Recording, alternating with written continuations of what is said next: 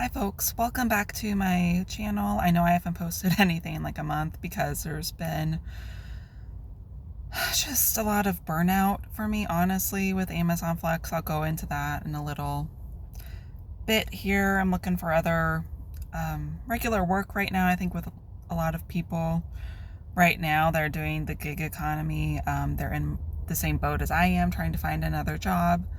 I got laid off earlier this year, and right now I just need to kind of go on a little rant. I don't know if anybody's even going to see this, but I just need to kind of let some stuff out here about my vehicle. So as the title says, I have a 2022 Toyota Corolla LE.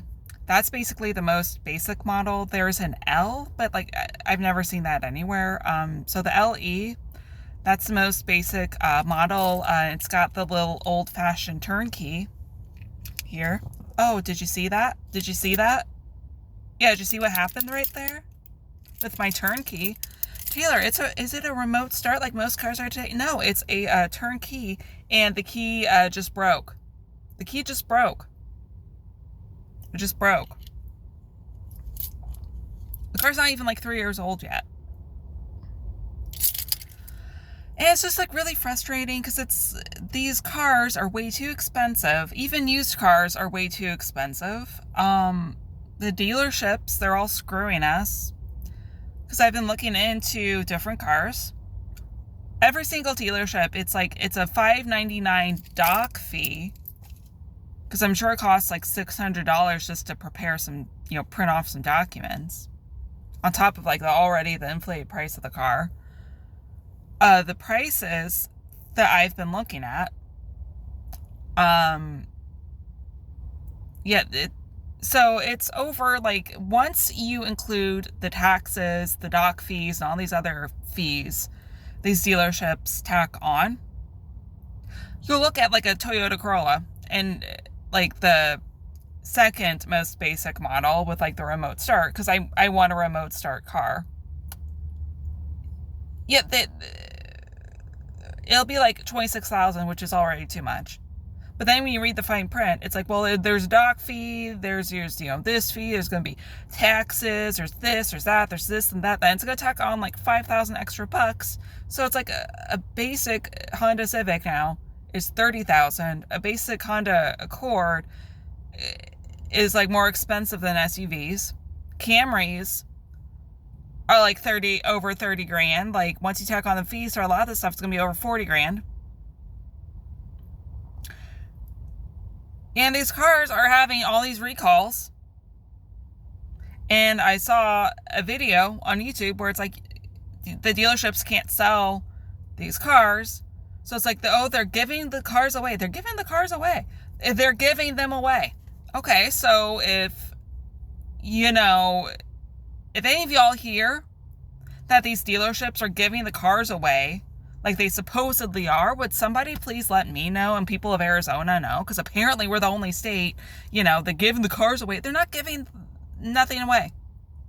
These cars are staying on the lot, not being driven, not being owned. And they're not cutting any fees. They're not giving anyone any breaks. Let's talk about the interest rates. I have pretty good credit. Best interest rate, and I haven't done a lot of shopping because I'm not taking out any other loan for a car for the rest of my life with the way things are going.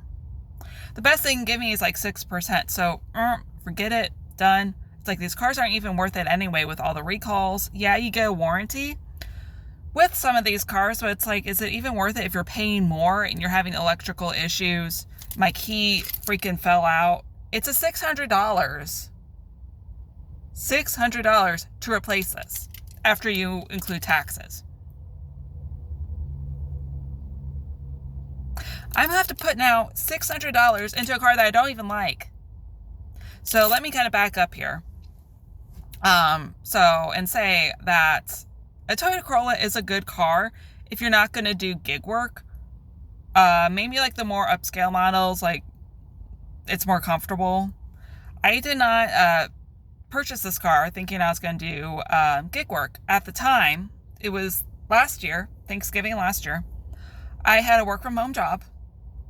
I had bought a 2022 Subaru Crosstrek.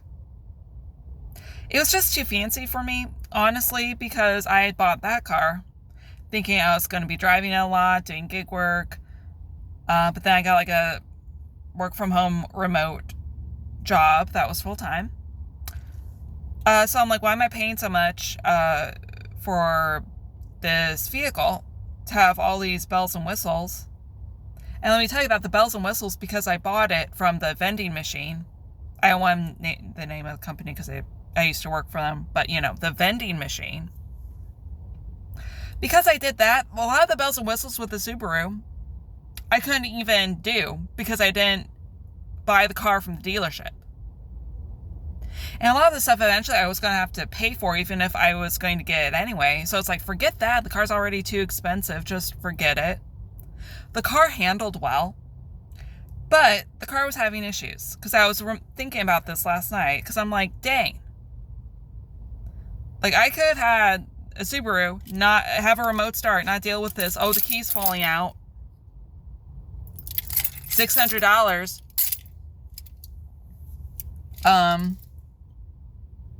Yeah, but what happened, one of the first things that started happening was that typical Arizona life, I broke my windshield with the Subaru with a rock hitting my windshield. Everyone in Arizona knows this happens like every other year, if you're lucky. Most people multiple times a year. It's just fact of living here. So I got it replaced. And Subarus, they have like a lot of, at least the model I had, they have like a lot of tech features. So they're, where the rear view mirror is, there's like all of these bells and whistles, like with the safety features and the technology and all that. So apparently the vehicle is very hard to get your windshield replaced because of all that high-tech technology in your rear view mirror. I think most cars probably are like that now. But anyway, I've been told that car has, it's not an ideal car to have your windshield completely replaced. And I know that for a fact because I now believe that they didn't even install it right. Because a few days after I drove it off the lot after getting it repaired, it's my car would make like a crackling noise and a noise if I got over 40 and 50. So it's like they didn't even install that right. And then it broke again like a few months later. And now looking back, because I was like by myself on the interstate. Looking back on that, I think that it cracked because nothing hit it. I think it just cracked because it wasn't even installed correctly in the first place. So yeah, that to deal with. I couldn't use any of the bells and whistles that came with the car, like the technology with connecting your phone, using a Subaru app, the remote start outside, none of it. So it's like, it's a good car, but it's like, the windshield was screwed up. I had to have that replaced twice. The paints, if anything, even a feather just touches it, there's going to be a mark. There's going to be depreciation. But yeah, it just wasn't a car for me at that time. So I bought a 2022 Toyota Corolla that is very basic. I got the car paid off. That was the goal of the car. Was to not have a much lighter payment since I wasn't going to be driving it as much.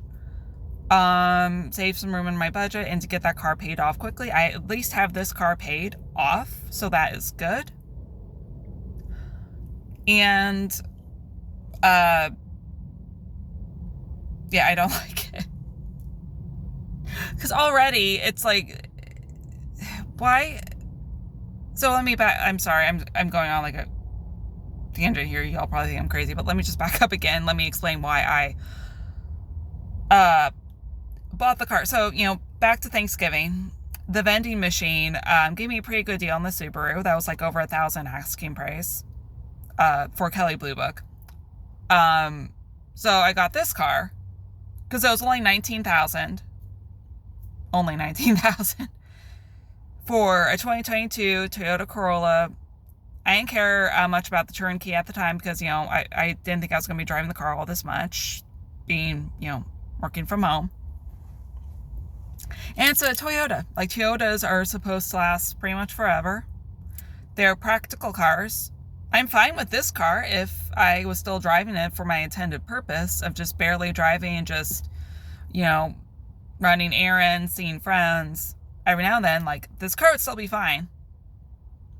But it's incredibly uncomfortable. The engine sucks. Like, the steering wheel isn't very good to grip. So my hands are tired. Like, I'm too old for the car. And it's just other things too, like the engine's not great if you need to drive on the highway a lot. You know, it's a good city commuter car. But the older models are better. The push start's better because, like, the key's already falling apart. Like, I just can't believe this. Like, why is a Toyota already having issues like that? It makes you wonder, you know, what's the car really look like from the inside, you know? So now I'm just like, since I got this car paid off, I already did my whole appraisal with the vending machine, and so they're offering me $16,000 for the vehicle. Kelley Blue Book says I'm only supposed to have a trade-in value of like $14,000. So I want to take advantage of this because I've decided that this is paid off. I'm looking for more traditional working out, but who the heck even knows at this rate when I'm going to get that, because everybody seems to be in the same boat. I know a lot of people that, I said I got laid off earlier this year. Obviously, we're at the end of 2024. Some people got remote jobs and they're afraid that they're going to get a layoff notice. You know, companies are hiring again, thankfully, for January. So, but, you know, how many people are applying for these jobs? So anyway, now I have a car that's a 2022 that it's already, the key's already screwed up, so that's already $600. I need something done to my brakes, so that's with the keys, the brakes, that's about like $800. Now I'm gonna have to do all this work for a car that I don't even like. And yeah, let me see the other options. Oh, these cars, they all suck. Which gets me to my whole second point of this video, is that people are gonna say, well, Taylor, you drive Amazon Flex. Like, you know, your car's going to have a lot of issues if you do this full time. Yeah, like us gig workers, yeah, we drive our cars to the ground. Like, that's not newsflash. At least that's that, you know, us gig workers that do this full time. So I was thinking about it last night, and I have heard from so many people, both gig workers and people that don't do gig work, that just drive their cars like, you know, regular people do.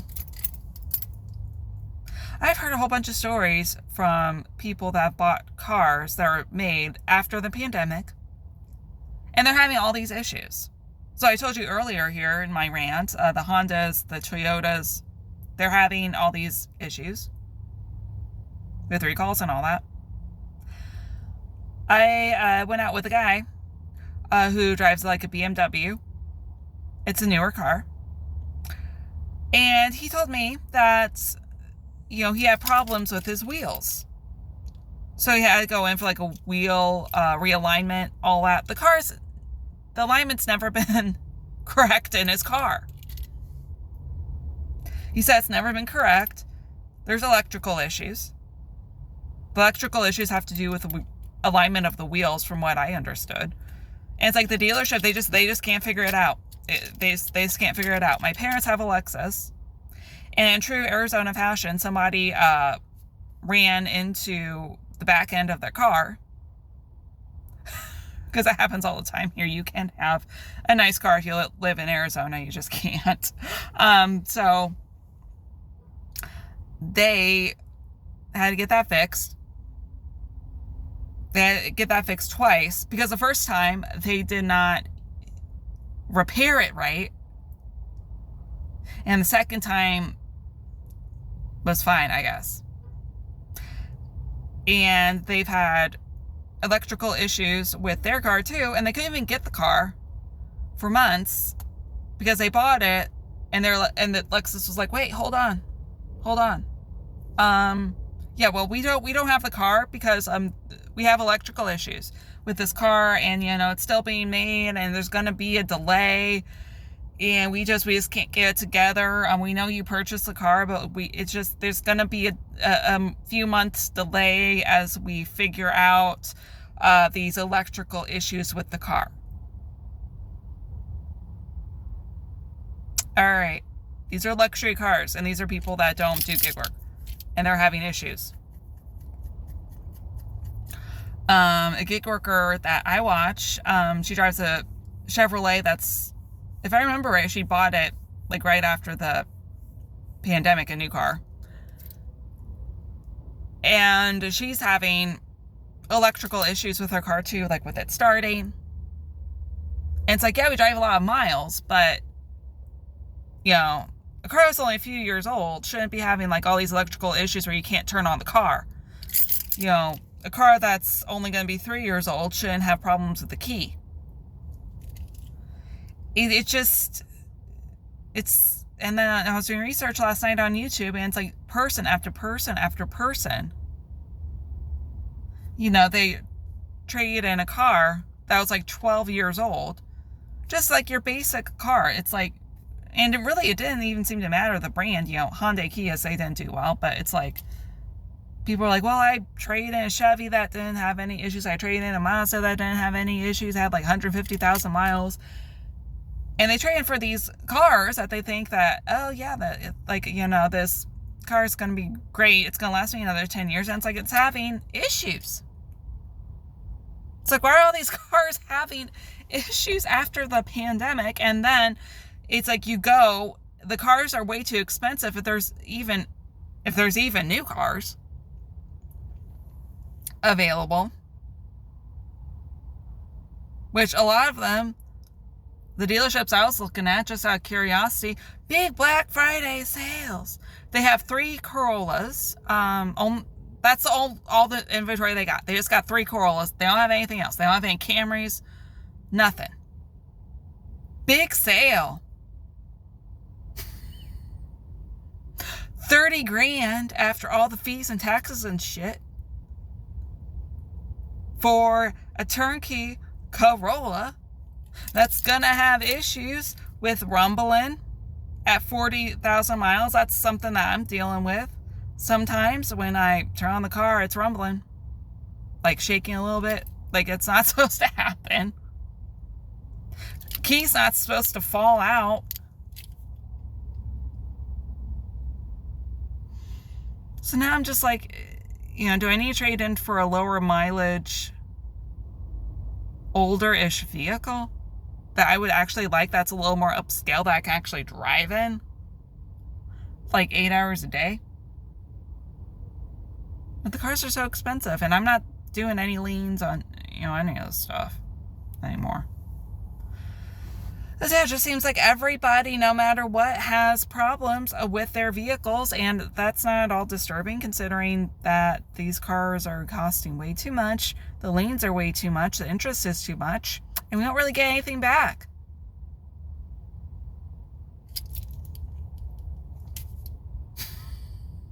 It's like, why are we even dealing with this? These cars shouldn't be having issues. Only 40,000 miles on this car. Like a 3-year-old car. Not even 3 yet.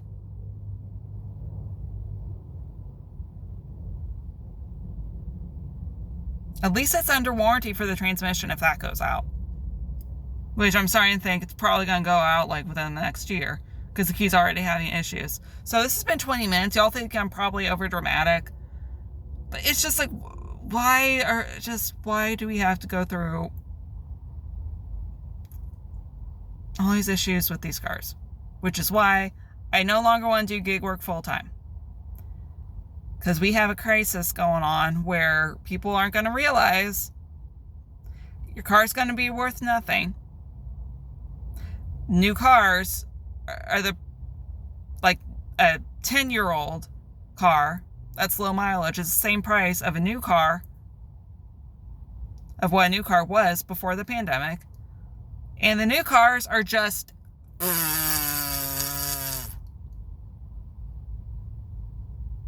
yeah. And seriously, look it up. People have had so many issues post-pandemic with new cars. So just forget it. I'm probably going to trade in this car. I don't like it. Because I'm not investing $600. I'm not investing new brakes. I'm not just... Because that'll be like $1,000, and then the dealership will probably screw something up. Because, you know, they always screw something up with the windshield, my parents' bumper, the guy's wheel alignment. You know, I can go on probably for another 20 minutes with all the stories I've heard of just people not correcting things. So yeah, I'm just going to probably trade this in, and good luck to me. Thank you for listening to my crazy self.